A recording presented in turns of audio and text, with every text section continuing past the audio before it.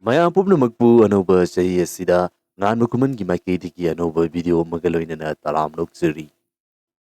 Anoba chahi asina lakpa loinana malem asigi sangairaba football player Cristiano Ronaldo Saudi Arabia ki Al Nassr hairiba club asida join tawkre.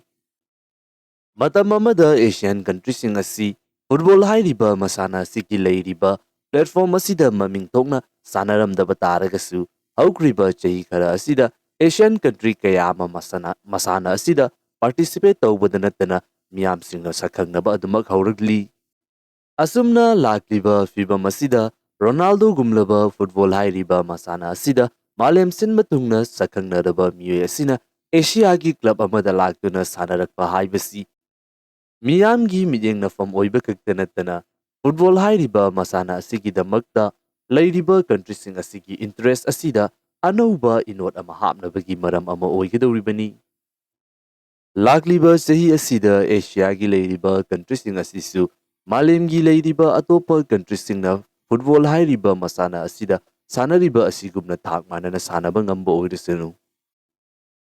Mathangdana hauzik Israel hairiba country asina 1967 gi matungdagi Palestine gi mafam kaya ama laushinduna makhal makha kaya gi oiba construction sing sagaliba amasung Israel gi maikaidagi Palestinian sing gi mathakta chathariba human right violation asigi matangda yengsinnabagi damakta United Nations da pukalakiba resolution aduda vote pinaba matamda India gi maikaidagi vote pikidre. Hairiba resolution adugi favor da country 87 na vote piki aduga madugi against da country 26 na vote piki aduga India yauna 53 country na vote hadadana abstain tauki. United Nations da pangthokriba thawongsing adubu karigumba amata thausadabagi maongda Israel gi government gi maikaidagi response pirakkibasu leiri. Benjamin Netanyahu gi sarkarna amukka hanna Israel da halakraba matungda handaki sahi 2023 asidi Israel amasung Iran hairiba country ni sina Asia gi oina geopolitics ki game asi yamna kanna sanabagi fibamda leire.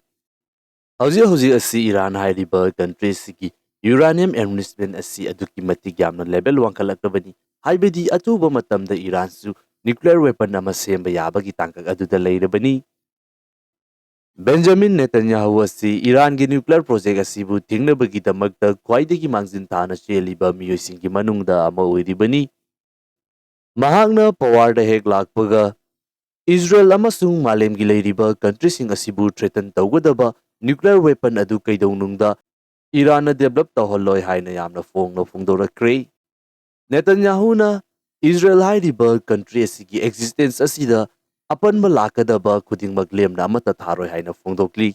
Nakal amaromda haujisu Iran hairiba country asina Israel asibu malemgi leimai asidagi mapung fana muthatkiba haiba manglan aduda lepa leitina sangsilibani.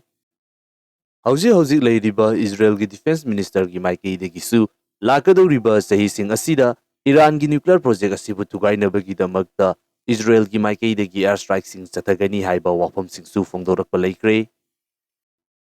Benjamin Netanyahu gi anauba khongthang amakhakta Iran gi rival oiriba khwaidagi yamna yengthinariba Saudi Arabia hairiba country asiga Israel ga leiriba mari asibu fagatnabagi damakta khongthangsing honaba haukre.